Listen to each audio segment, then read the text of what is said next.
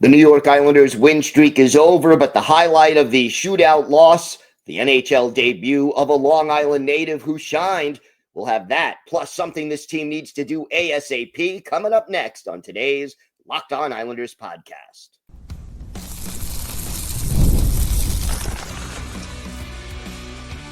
Your Locked On Islanders, your daily podcast on the New York Islanders, part of the Locked On Podcast Network, your team every day.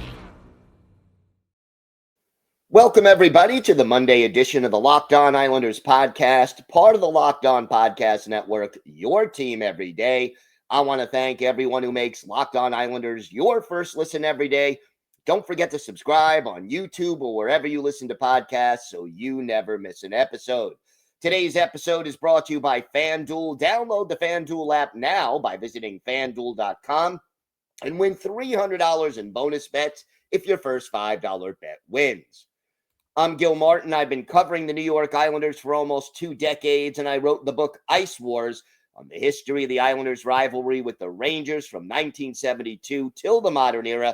So glad you could join us today to talk a little Islanders hockey. And we have got a lot to discuss. The Islanders' win streak ends. They fall in a shootout to the Philadelphia Flyers Saturday afternoon. We'll have our key takeaways, plus our hero and go to the game. We'll also talk about the debut of a Long Island native who picked up 2 assists in his first NHL game, and something we're noticing that the Islanders need to address immediately for the long-term good of the franchise.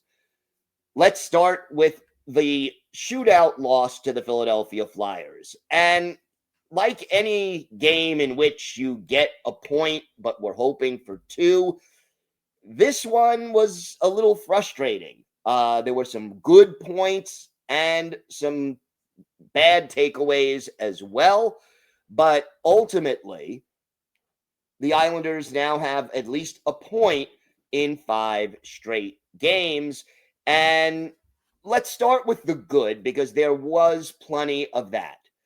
Ilya Sorokin did not give up any soft goals. So let's begin with that, because that was definitely, this is the second straight start. He only, did not give up a softie.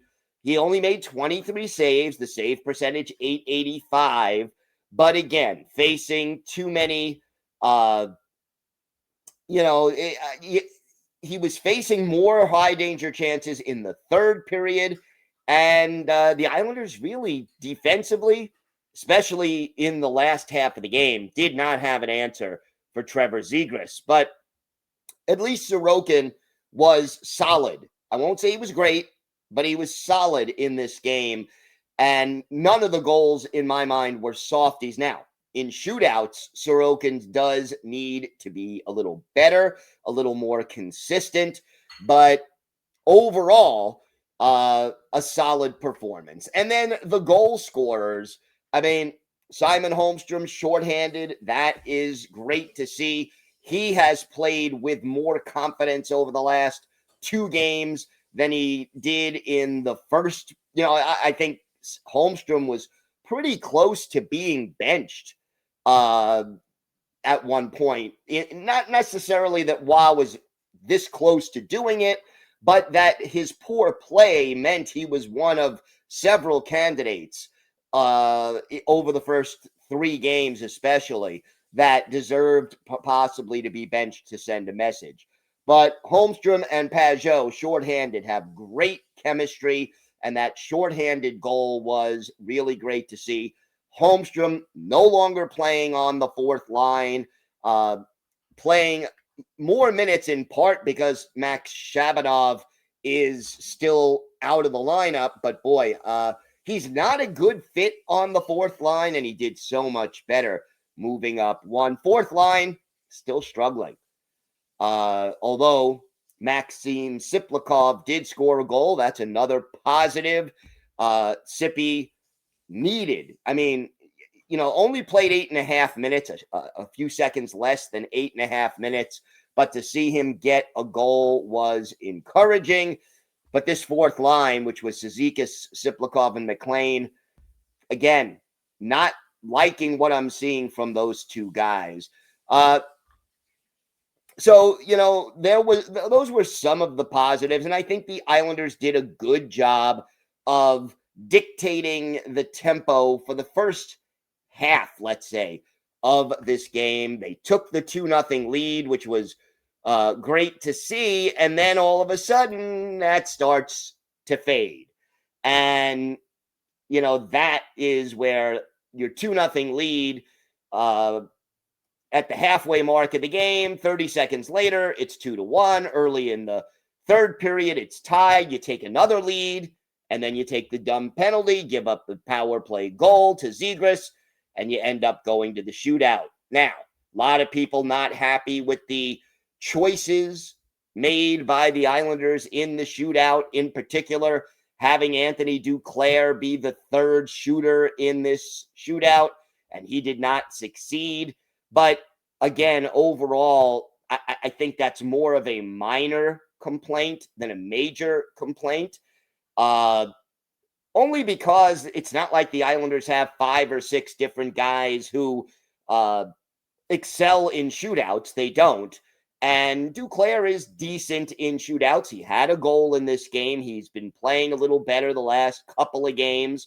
So I understand why they went with Duclair. Could you have argued for Palmieri instead, or Barzy? Maybe, but I think it was not a terrible decision to go with Duclair. But I understand why some people think there were better choices. And then Matthew Schaefer, again, leading the Islanders in ice time with 27 minutes and 40 seconds.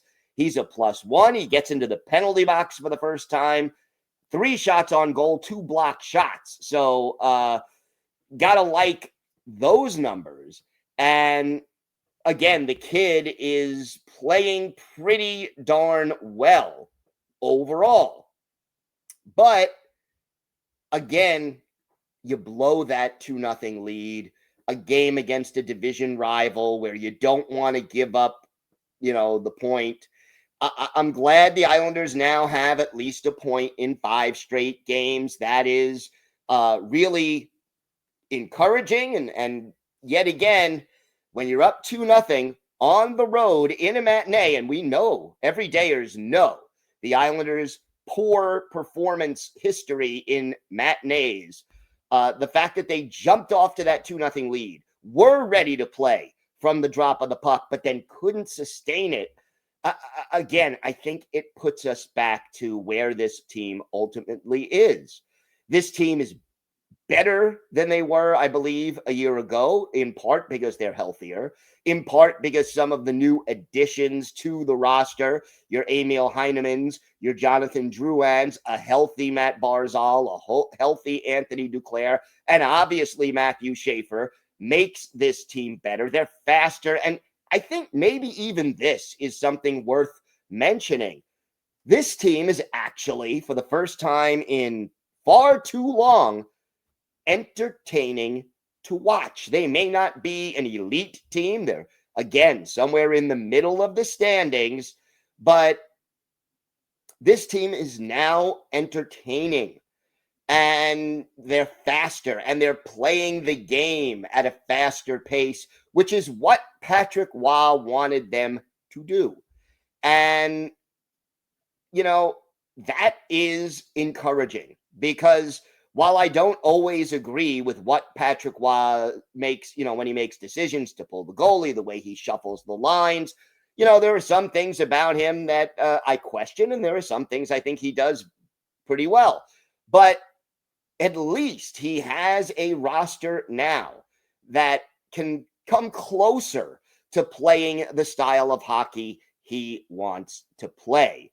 And, that alone is encouraging. And from an entertainment standpoint, this team is more fun to watch. And when you think about the fact that there are 75 more games, and we can actually say, I'm looking forward to being entertained by the New York Islanders, that in and of itself, in my mind, is really encouraging. Hero and GOAT of this game. And I think the hero is pretty easy. I got to go with Marshall Warren, who made his NHL debut, and we're going to talk more about him coming up soon. 2 assists, Long Island native, great story. We're going to get to that. And then I think the GOAT is just that this team took its foot off the gas, that they allowed too many high danger chances in the third period. And when you have a 2-0 lead and a 3-2 lead, you've got to clamp down and finish the job. And maybe this is sort of the flip side of what I mentioned before. Yes, the New York Islanders are more entertaining to watch, but at the same time, they're giving up far too many high danger chances, and their inability to clamp down on the opposition to just make it more difficult for them to create scoring chances and high danger scoring chances at that, and then to hold a lead, it's a little bit of a concern. So I'm going to say, blowing that 2-0, 3-2, those 2 leads, the fact that the team couldn't finish what started out as a strong effort, that is going to be my GOAT of the game. We've got to talk about 2 more very important things. First of all, Marshall Warren making his NHL debut. We'll talk about what this meant for the Long Island native and what a great story this was. We'll also talk about a major issue facing this Islanders team that they need to address sooner rather than later for the good of the team, short term and long term. We'll have that in our Islanders birthday of the day coming up next on today's Locked On Islanders podcast. Today's episode is brought to you by your friends at FanDuel. The NBA is back, and there's no better place to get in on the action than FanDuel, the official sports betting partner of the NBA. Even if you miss the start of the game or want to ride the hot hand, FanDuel has live bets on everything from who will score next to fourth quarter comebacks. Plus, you can even combine your live bets into a same-game parlay for a shot at a bigger payout. It keeps every game exciting, especially when your team is making that late push. So check out all the different ways there are to bet. You can do the same game parlay. You could do some player props, or you can bet live during the games. Right now, FanDuel is giving new customers $300 in bonus bets when your first $5 bet wins. So head to FanDuel.com to sign up and play your game with FanDuel, the official sports betting partner of the NBA. Again, place that first $5 bet. If it wins, you get $300 in bonus bets. FanDuel.com. Check it out today. Just a great story. Marshall Warren making his NHL and Islanders debut. And it does, I have to admit, add something special when Long Island natives come and play for the New York Islanders. He's from Laurel Hollow. He's a 6 foot, 185-pound defenseman, 6th round pick originally by the Wild, played 4 years at Boston College, added a year at the University of Michigan, spent his first full season last year with the Bridgeport Islanders, and then made his NHL debut in Philadelphia. Now, the drawback, you would rather obviously make that NHL debut at home, but Philadelphia, his friends, his family were all able to attend easily because what is Philadelphia? A 90-minute car ride, from Long Island with traffic, maybe 2 hours, although thankfully the game was on a Saturday, so a little less traffic, hopefully, for the family. But they get there, and, he gets that rookie lap before the game, and it was just really exciting to see. And, you sort of contrast, right? You contrast Marshall Warren and John Tavares. Not because I think Marshall Warren will be the next John Tavares. One's a defenseman, one is a forward, one was the first overall pick in the NHL draft, one was undrafted. But, we've all seen that infamous pajama picture of John Tavares when he signed with the Leafs, Marshall Warren grew up wearing Islanders pajamas and Islanders sheets and being a New York Islanders fan. And here's what he said to the media even before making his NHL debut Saturday. It's been a crazy journey. It's pretty hard to describe. I was driving here and I was like, I was a little kid at Iceworks skating in that little Islanders program. Who would have thought you'd ever be in this position? It's really surreal. I don't have any words for it. So here is a local Long Island kid who started out skating in Syosset at Iceworks and ends up making his NHL debut, rising from the ranks of the undrafted, and then, getting into the lineup. Now, Alexander Romanov on IR, and that opens up the space, and Patrick Waugh decides to sit Adam Boqvist and give Marshall Warren a chance, and he explained why. He was really good in training camp. I thought he played really well. He was AHL Player of the Week in Bridgeport. It's nice to see him rewarded for what he was doing.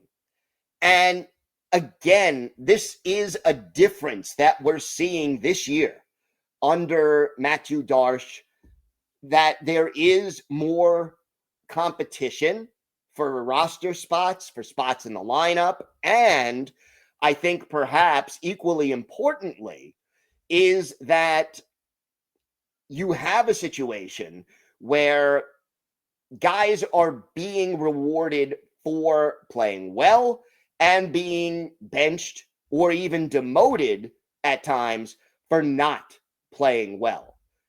Warren, after, picking up 2 assists, and he, by the way, becomes only the second Islanders defenseman to get 2 points or more in his NHL debut. And the other one might even be hard to believe. It happened on October 6th, 1988, and it was Rich Pilon. So pretty elite territory there, although Pilon not known for his offensive prowess throughout his NHL career. But here's what Warren had to say. You dream about it. Like how many nights I've dreamt of that. And when it comes to fruition, it's really cool. Obviously, I would have liked to get the win, but it was a good experience. And again, just a really great thing. Another quote from Warren. It was pretty emotional, a lot of hard work. I would have loved to get the win there, but it was a pretty cool experience. One that I'll remember for a lifetime. Really emotional. And, if you saw the interviews done with his family during intermission and before the game, they were great. I mean, it was just, here's this local kid who worked hard, overcame long odds, and made the NHL playing for his favorite team. Now, is Marshall Warren about to become a permanent fixture in this Islanders lineup? Probably not. It depends in part how long Alexander Romanov is out of the lineup. I think based on the way he played against the Flyers, Patrick Waugh should probably let him play again on Tuesday against the Bruins if all things are equal. I think he's earned that. And again, a little bit of accountability, the ability to earn more playing time by playing well, a positive for this Islanders organization. But long term, if Romanov returns to the lineup, I think Warren has earned the right to be considered one of the 2 call-ups, immediate call-ups. You sort of add Isaiah George into that mix. But overall, just great to see Warren play well and, do his job. He's a left shot defenseman. And, one of the reasons maybe even that he got into the game, Adam Boqvist is a right shot defenseman who can play the left side. So you didn't need to make the old switcheroo. I was really, really excited by this kid's performance, and I hope to see more of him. And if he keeps playing really well down in Bridgeport, he will be the next man up. Right now, he's the next man up left side. Let's see, how he continues to do. But just a really great story, and congratulations to Marshall Warren and the Warren family for this accomplishment. We have got more to get to on today's show, and this is something that a lot of people have been talking about, and we have to address. Plus, we've got a little bad news as well about a star Islanders prospect. We've got that. Plus, for our Islanders birthday of the day, a center who gave the 1974-75 Islanders a lot of valuable experience and helped them make their long Cinderella playoff run. Let's see if you can guess who that is. All that and more on today's Locked On Islanders podcast. Today's episode is brought to you by Game Time. Hockey season is officially here, and nothing beats being in the arena for those opening games. But let's be real, getting tickets can be a total headache between waiting in queues, surprising fees, and prices that jump right before checkout. It's easy to get frustrated when all you want to do is cheer on your team. That's where Game Time comes in, the app that gives fans the advantage. It's your ultimate life hack for scoring amazing NHL tickets fast, easy, and stress-free. I love that what you see is what you pay. There are no hidden fees at checkout. Plus, I love being able to see a panoramic view from my seat before I buy the tickets with their in-app seat view feature. And look, they also have zone deals. They're a game changer. Game Time, you pick the section, Game Time picks the seats, and you save big. So take the guesswork out of buying NHL tickets with Game Time. Download the Game Time app, create an account, and use code LOCKEDONNHL for $20 off your first purchase. Terms apply. That's code LOCKEDONNHL for $20 off. Swipe, tap, ticket, go, Game Time. Got to give some bad news to Islanders fans, and we still do not know the whole story right now. But Cole Eiserman, the highly regarded goal-scoring prospect, seen on crutches after the Saturday night 3-1 win for his school, BU, over UConn. Looks like a lower body injury. We do not know how long he will be out. He was injured in the first period, hit hard against the boards in an awkward fashion, did not return from the game. And when he was coming off the ice, and again, that's kind of one of those things that, he looks one way when you come off the ice, and then, an hour later, things could change. But essentially, he was not able to put his full weight on the injured leg.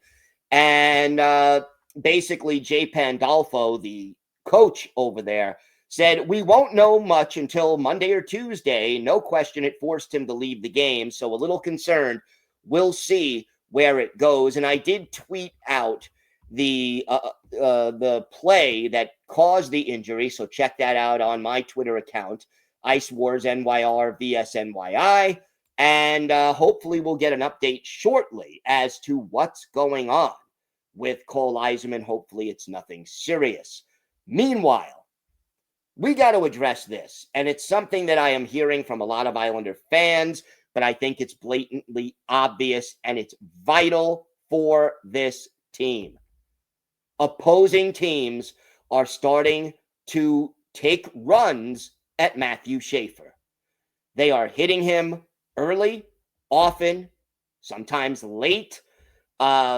We saw it in the last two games, especially, and no coincidence, the last two games, he has not gotten on the scoreboard. He still played well, but how often have we seen, for example, in the game against the Flyers, what turned the tide of the game against the Flyers more than anything? It was the fact that the Flyers started to get physical and the Islanders did not have an answer. And, if you saw the replay, Garnett Hathaway delivered, he's one of the physical guys on the Flyers. He delivered a late hit under the chin of Matthew Schaefer. Now, Right now, Scott Mayfield has been playing the role of policeman. He has responded, and I give the Islanders as a team credit for at least responding anytime there appears to be a late hit or a hit on the kid. And that's what they have to do.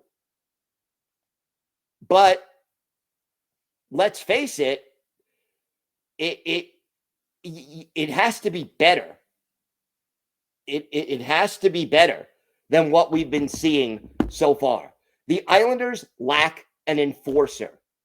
And Scott Mayfield is willing, but he's not particularly a good fighter at this stage in his career. And to lose not only one of your top 6 defensemen, but the regular partner of Matthew Schaefer for 5+ minutes at a time is not ideal.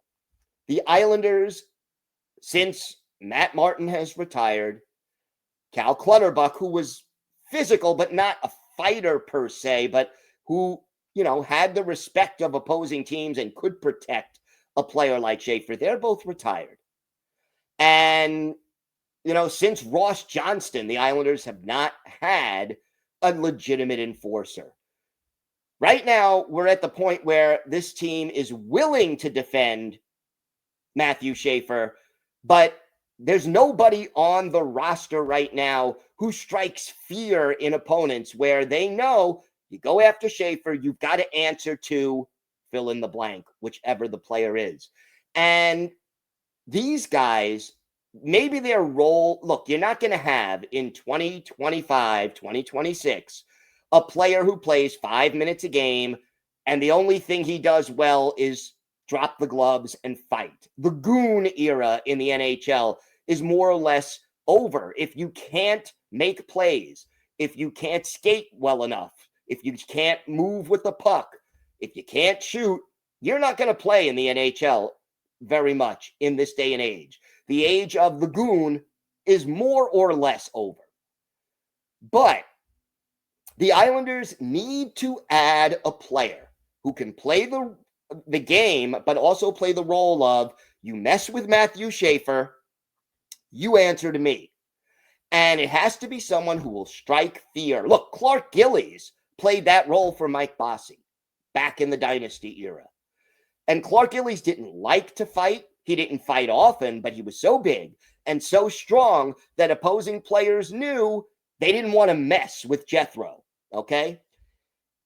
It has to be that way again for the New York Islanders. They need to protect Matthew Schaefer before he gets hurt, before something bad happens to him, before he gets intimidated and his play falls off. This is something that Matthew Darche and Patrick Waugh need to address sooner rather than later, or it could become a big problem for the New York Islanders. And the one thing I don't want to see besides an injury, the next worst thing is it impedes the development of Matthew Schaefer. And all of a sudden, he's a little more tentative or he's a little hesitant and he doesn't feel as free to do the things he does so well. You can't let that happen. All right, time now for our Islanders' birthday of the day. We're a day early, but Tuesday will be the 77th birthday of former Islanders center Jude Drouin, the Murdochville, Quebec native, 5'10", 160 pounds, third-round pick by the Canadiens in 1966, made his NHL debut in 68-69, became a full-time player, though, with the Minnesota North Stars in 70-71, and joined the Islanders in the 74-75 season, one of two mid-season trades made just a few days apart with the North Stars that got J.P. Parise and Jude Drouin to the island. Drouin had back-to-back 20-plus goal seasons in 75-76 and 76-77 and had 18 points, 6 goals, 12 assists in 17 playoff games during the Islanders' Cinderella playoff run in 74-75. One of his better games as an Islander, January 6, 1976, Islanders hosting the Kansas City Scouts, who then became the Colorado Rockies and now the New Jersey Devils, Bill McKenzie, the goalie for the Scouts, Billy Smith, the goalie for the Islanders. And with the Islanders up in the second period by a score of 3-1, our Islanders' birthday of the day, Jude Drouin goes to work with Wilf Paymont in the box for the Rockies. He scores on the power play. Ed Westfall, JP Parise with the assist. Early in the third, Drouin gets back to work, scores his second goal of the game, also on the power play. Dennis Potvin and Ed Westfall with the helpers. And then later in the third, Jude Drouin again on the power play. Ken Murray in the box for elbowing. JP Parise and Ed Westfall with the assist. Islanders trounce the Scouts by a final score of 8-1. 21 saves for Billy Smith.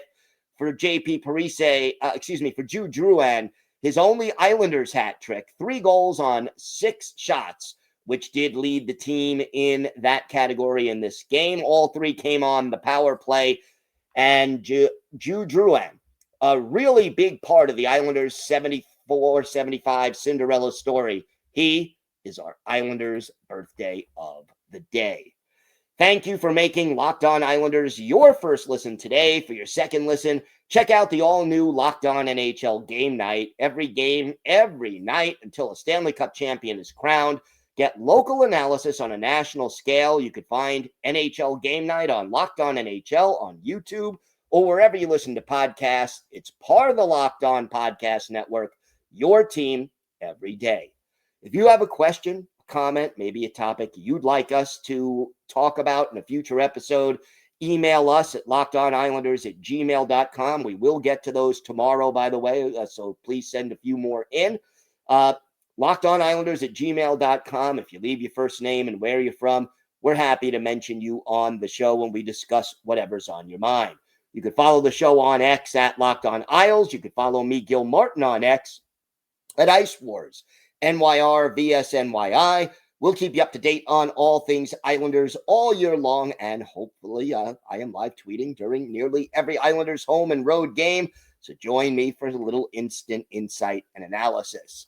Everydayers, we are back tomorrow. We will have a full preview of the Islanders game tomorrow night in Boston against the Bruins. Hopefully we'll have a Cole Eiserman update and the latest Islanders news, notes, and happenings. Until then, have a great day, everybody. Stay safe. And of course, let's go Islanders.